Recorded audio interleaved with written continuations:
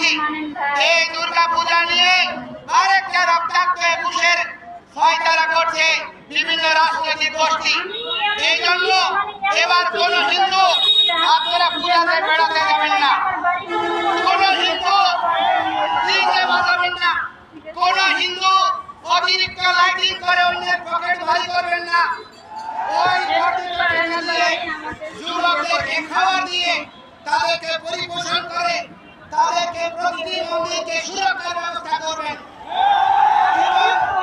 আপনাদেরকে বলতে চাই যে এই বাড়ির পূজায় কোন পূজা মণ্ডপ যেন ক্ষতিগ্রস্ত না হয়, প্রতিটি হিন্দু নরনারী দ্বিতীয়বার যেন বলতে না হয়।